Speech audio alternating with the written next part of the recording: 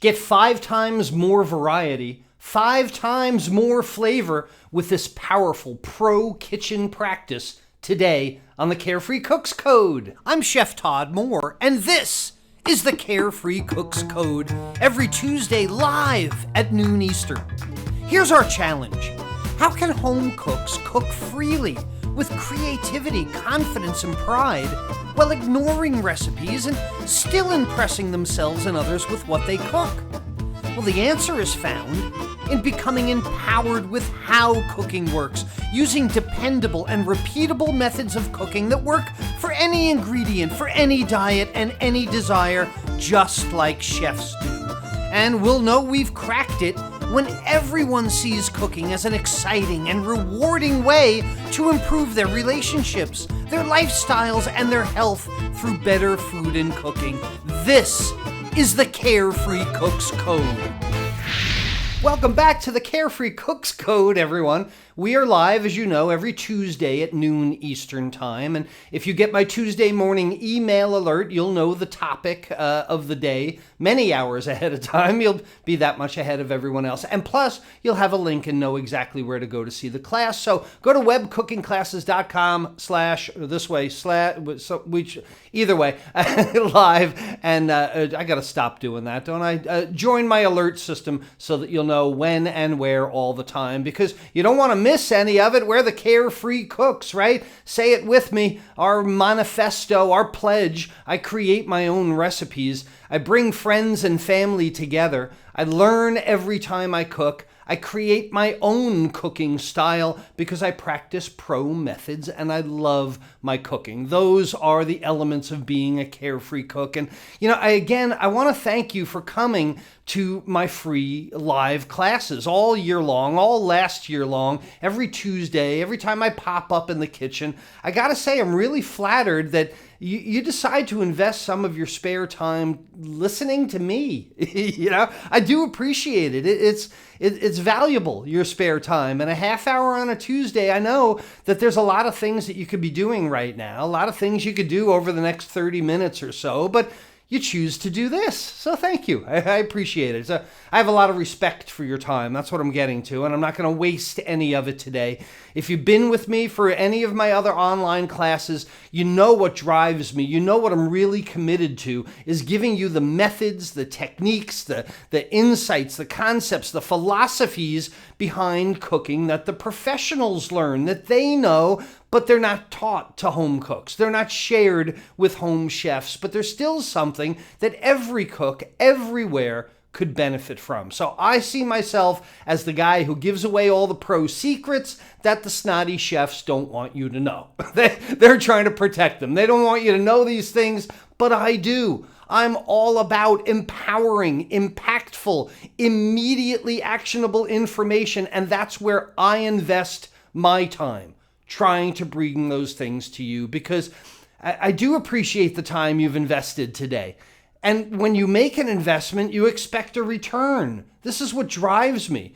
And usually if you're expecting a return, you want to get 2 or 3 times what you invested at least, right? How about 5 times? How about 5 times your investment? That would sound even better.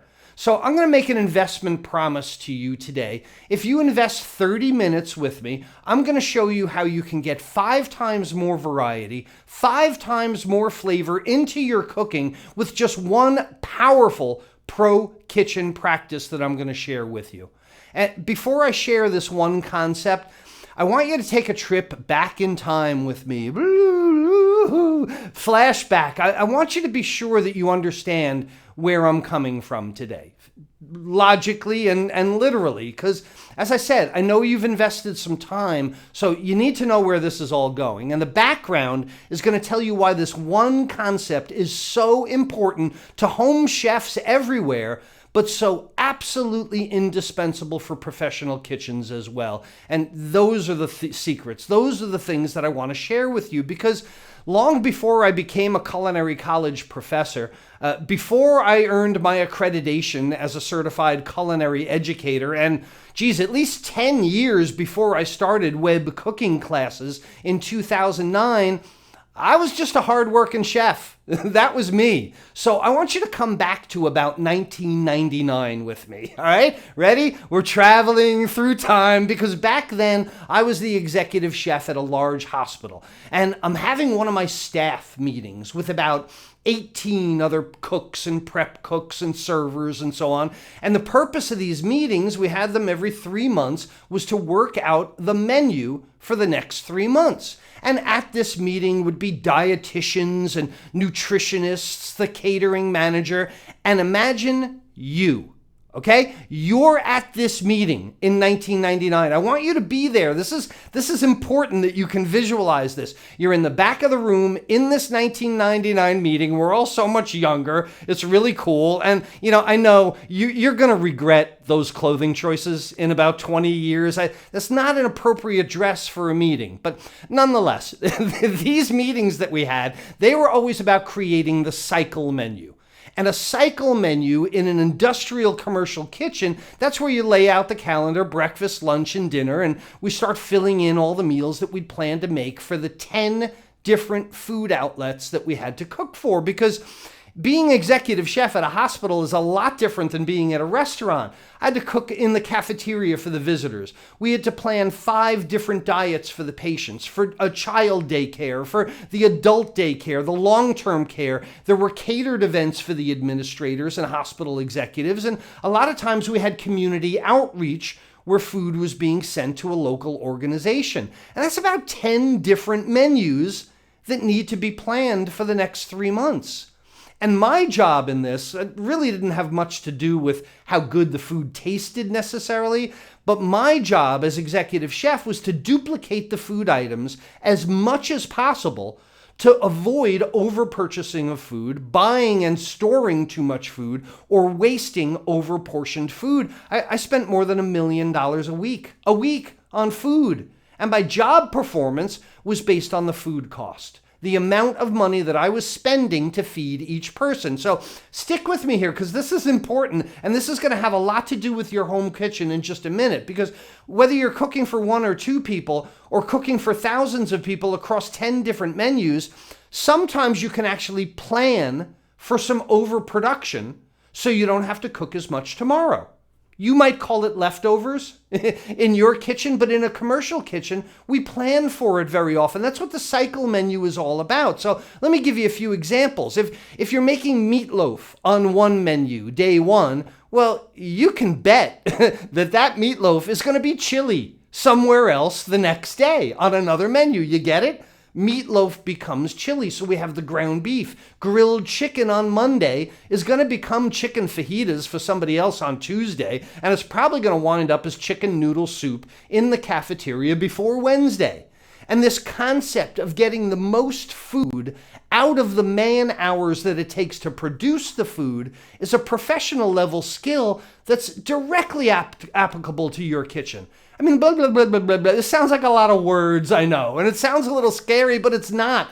And I'm so glad that you're in this meeting with me in 1999, because you're going to take it back to your kitchen 20 years later, and you're going to seem like a genius, like you were way ahead of your time, except for your clothing choices. I just knew you were going to regret those fashion choices. Well, remember, I don't know why we all follow that. You remember just a few minutes ago we were talking about your investment of time and how you want a greater return on your time? Well, shouldn't that also apply to the time that you spend cooking? Wouldn't it be great to spend less time cooking but get more meals out of that time? Or how about this? How about you spend the same amount of time cooking because you love to cook, but you wind up getting better meals? What if you got a greater return on your investment of cooking, and you could think about it like a cycle menu? Cook all your chicken on Monday, use it for a different dish on Wednesday, right? The flow of food through your kitchen is the main concept of a cycle menu. And I remember these meetings honestly being really boring. They went on for a while, and you start to lose people toward the end. But at the end, that's when it got to be a lot more fun. That was the fun part. And I remember the last part of the meeting got everybody re-energized, because this is when the creative part of the meeting started. You're feeling it, like we're going to plug in but now there's something missing. Now there's something to get excited about. Are you excited to know what it is? What was this part of planning the cycle menu, this long, boring meeting that everybody looked forward to? What was so much fun that it woke everybody up during the long, boring meeting? Well, the final part of the meeting, the most fun part, the most creative part, started when I, as the executive chef, said one word. Just one word, with a question inflection and a raise in tone at the end. You know what I would say? I would say, okay, sauces, and people would go crazy, raising their hands. Oh, chef, me. They'd look down at the notes that they had written. Chef.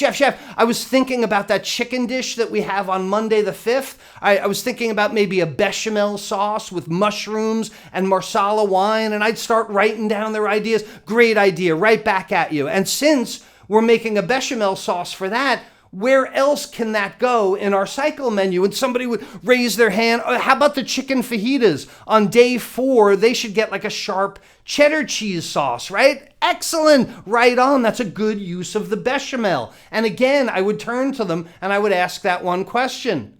Sauces, and every cook, every server, the dietitians and the nutritionists who I normally didn't care for and disagreed with most of the time, but they got involved. They would all start offering suggestions of the sauces that they think should be included in the cycle menu. And they didn't seem to care what we cooked, but they did seem to care about the sauces. And honestly, I felt the same way. I mean, to me, everything tastes like chicken until you put a sauce on it, right?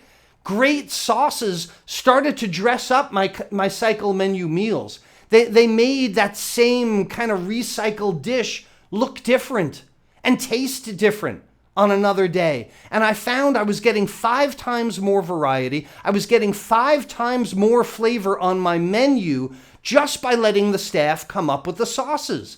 One of my production chefs, I'll never forget him. He was such a hardworking guy. He was like 6'5", 150 pounds. This guy was so tall and so thin, but he did all our production. And he would, in these meetings, he'd say something to me. He would recap, right? He'd be like, all right, well, if I got to make tomato sauce for the lasagna, I might as well go ahead and use it to make the Creole sauce for the shrimp dish we're going to do. And then I can saute some ground beef, add that, and, that'll be a bolognese sauce for the pasta bar, something like that.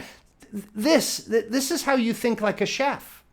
This is how you start making one production and having it go 4 different ways on your menu. And then it would all calm down this meeting, and I'd get it fired up again because I'd be like, sauces, anyone? And the suggestions would come back almost like an automobile auction. Ideas like hollandaise sauce for the asparagus, brilliant. A shrimp velouté for the shrimp and grits that we're going to do, fantastic. The Brussels sprouts are going to get a beurre blanc sauce now. We're coming up with rich Espagnole sauces for Wednesday's paella night. We're filling all these in, all the blanks on the cycle menu meals, because you start to realize that no matter what you cook, whether you're cooking at home or you're cooking at work, for a hospital or just for your family, and I found that no matter where I teach, whether it's culinary school or here with you online, no matter what dish we're going to make together, there is always one question that I need to ask, that you need to ask. That question is, what are the sauces? Everything needs a sauce. So the idea is, this is just like I talked about during our staff meeting. The reason that we have sauces is the reason we'd save the sauces for last, the reason that it was so much fun to pair the sauces with the meals that we planned, is that everybody loves sauces. Everybody has tasted a sauce from somewhere. There we go. Everybody has tasted a sauce from somewhere at some time and wish that they could duplicate it at home. And, we'd all get involved in this meeting, and the cafeteria servers would say something like, I had this great ranchero sauce at the Mexican restaurant. Do you think we could put that on the menu? So no matter how often you do or don't cook, You know you love a good sauce, right? It always makes the dish. And no matter which side of the plate you're standing on, you know a sauce is an absolute necessity. Because if you're the diner, right, you're on this side of the plate, you anticipate the flavor and the appearance of a great sauce on your plate. But if you're the chef, if you're on the other side of the plate, you know the benefits of being able to make a great sauce for your diner. And you've heard me say it before, everything you cook needs a sauce. And when you can make a variety of great sauces, you will have 5 times the variety and 5 times more flavor that your cooking used to have. Because there are so many benefits to refocusing your cooking on sauce making. Because a great sauce can save some of the worst cooking mistakes. Sauces add moisture to something that might have dried out otherwise. Sauces add visual appeal to something that might be unappealing. Sauces, like I said, they can conceal things that you don't want seen. Sauces add a pronounced flavor that dry spices just can't match. Sauces give a texture and a mouthfeel that creates excitement in your dishes. Sauces add warmth. They're always warming the dish, reheating the dish. These are great benefits of sauces, but I'll tell you, the real benefit, the biggest benefit of becoming a boss of sauces is the incredible variety that they immediately bring into your cooking. And back during this 1999 cycle menu meeting that you came to with me, I mean, what were we really doing there? We basically served the same food and put a different sauce on it. You know, sometimes chopped it up, sometimes cooked it in a different way, but one chicken breast becomes 5 meals when you know how to make 5 quick sauces. And it's really not an insane thought to think that you could know how to make 10 sauces from scratch without a recipe because you know the methods and how to do it. And I'll go even this far.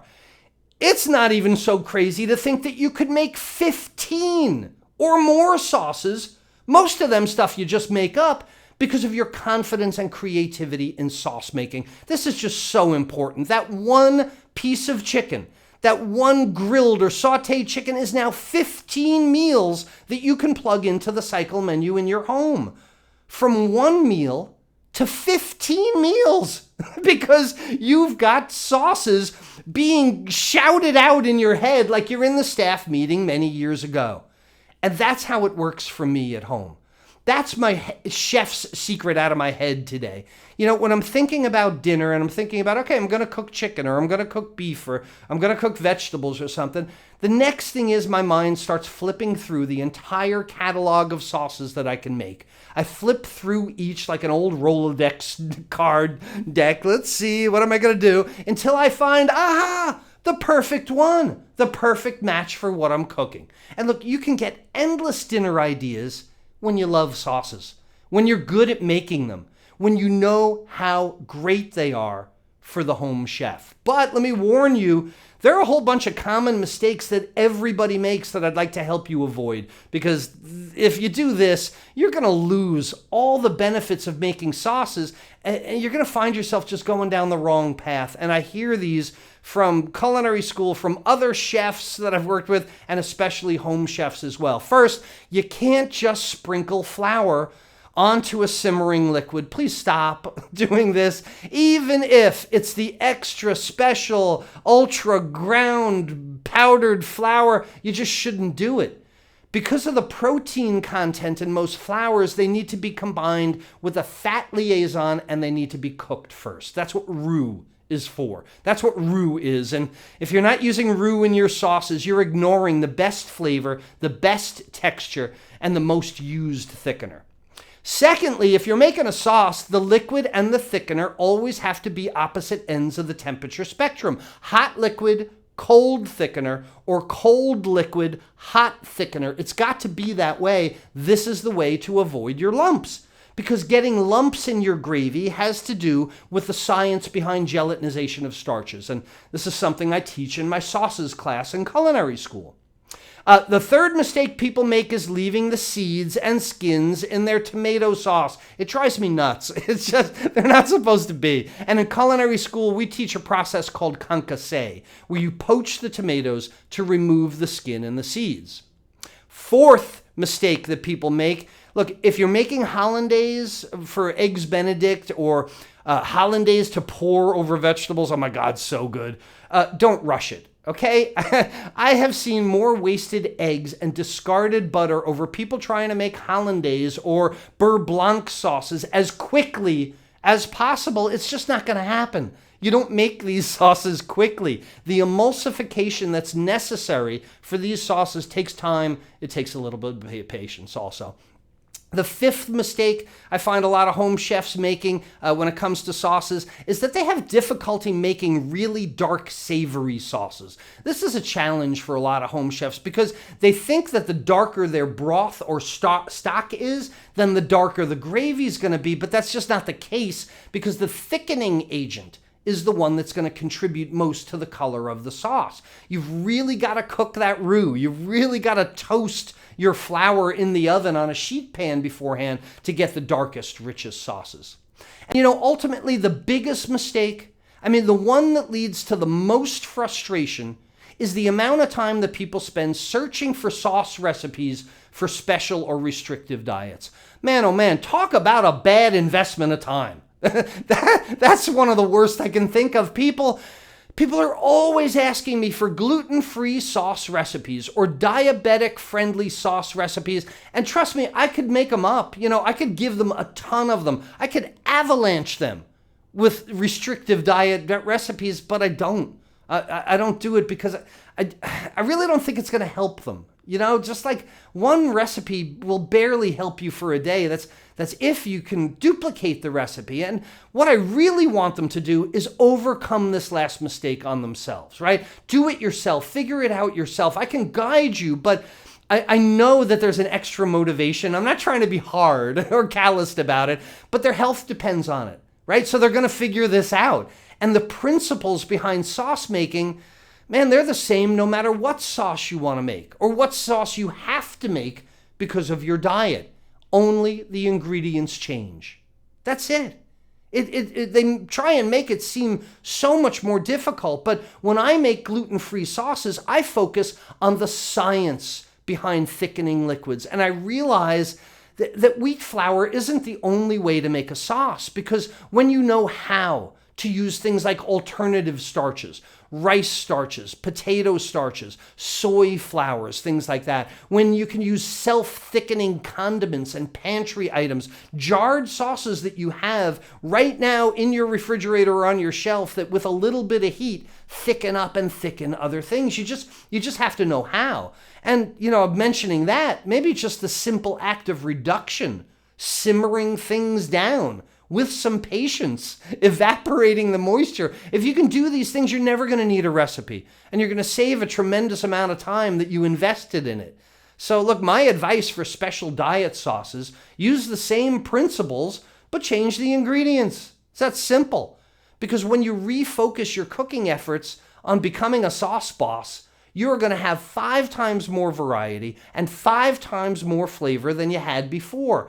And, it's so easy to do. I know it sounds a little scary, but it's so easy because you only need 5 sauces to get this 5-time multiplier benefit. It's the 5 sauces that bring the 5 times the variety and 5 times more flavor. And these 5 sauces are called the 5 mother sauces. And this is how I teach tomorrow's chefs in culinary school, empowering them with only 5 sauces. But you know what these 5 do? They bring out the confidence to start creating all types of new original ones based on the 5 standards. So this is how tomorrow's chefs are able to make up a sauce using any ingredient for any diet or any desire, because every sauce is based on the original 5 mother sauces. And the 5 mother sauces are, you ready? Bechamel sauce. And this is your basic white sauce made with milk. Velouté, again, a basic white sauce, but with stock or broth. Espagnole sauce or brown sauce. This is how you get those really rich gravies. Then there's tomato sauce and hollandaise sauce, the 5 mother sauces. And the best sauce makers in the world, they only have to study 5 sauces, the same number that you do.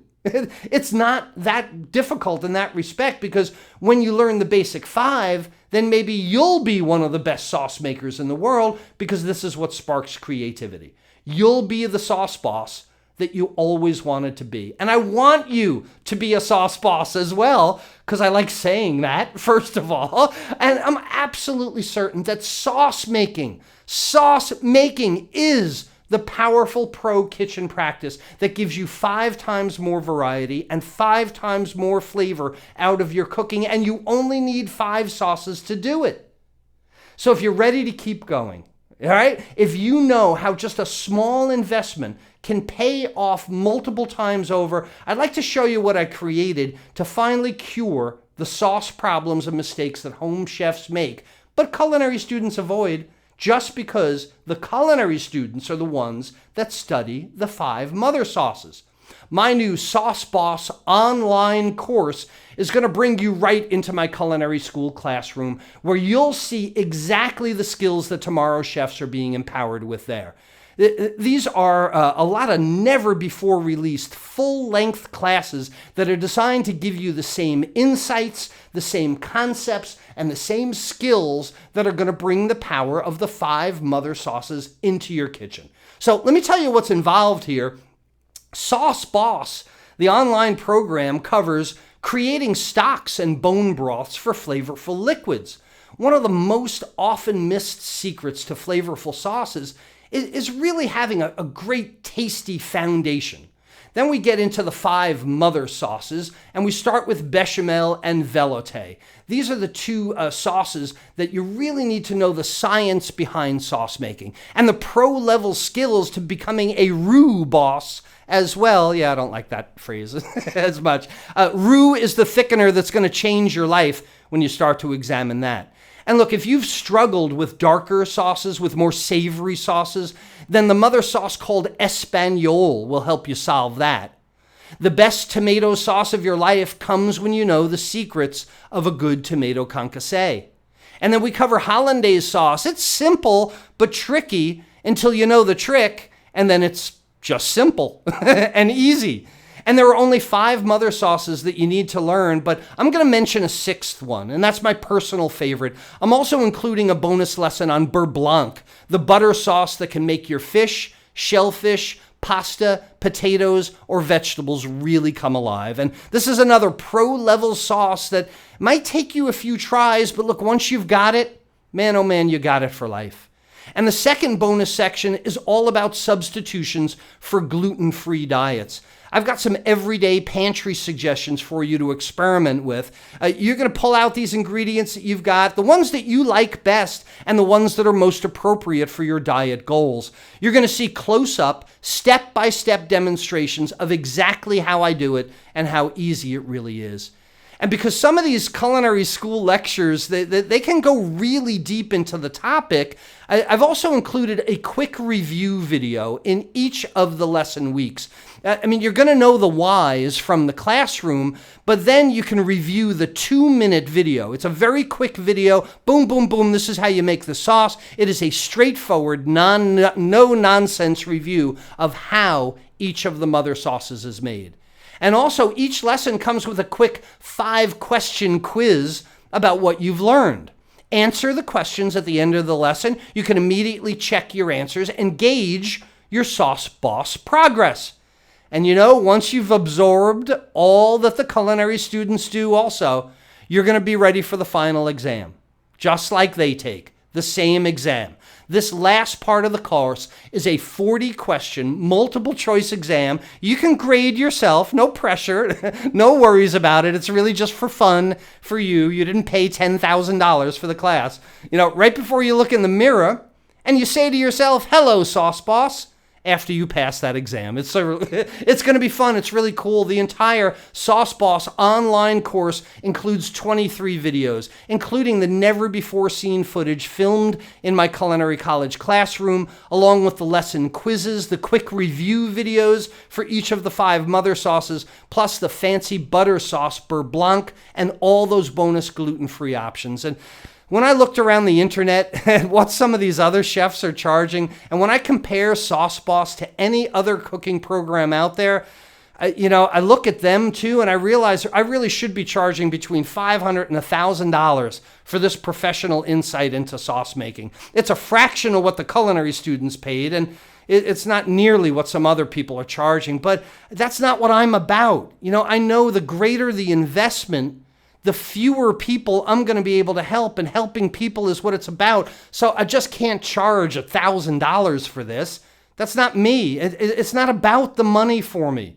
It's about getting this information into as many hands as I possibly can. And $500, even $500 is going to keep a lot of people on the sidelines. So I just can't do it. I want to make this really valuable for you. I want to make it easy for you to get started. I love to share what I know with everyone. Remember, I'm the guy that spills all the secrets. And yeah, I can hear you. I can hear your thoughts. You're saying, well, why don't you give it to me for free then, Chef? If you're dying to have everyone have it, give it away for free. But look, we already talked about investment a few times today. I believe that if I give it to you for free, you have no investment in it. It's not worth anything to you. You'll have a free course that you will never use. I know it. I'm sure of it. Absolutely, I've seen it before. So look, I got to make this fair for all the time and expertise that I've invested into it, but also respect what you would like to invest. And that's why I'm offering this special introductory offer to my brand new Sauce Boss course for only $99. I know. I know it's a bit much. People, once they use it, they start telling me how much more that I should charge for it. But look, it's only for the people that are with us today, the people who've invested their time in finding out about the 5 mother sauces and how they can bring 5 times more variety and 5 times more flavor to their cooking. And you know what? Your investment really paid off today. Your investment of time paid off, because as soon as this offer expires, it's going back to its $199 regular price. Your investment of time in coming to this class today, it just earned you $100.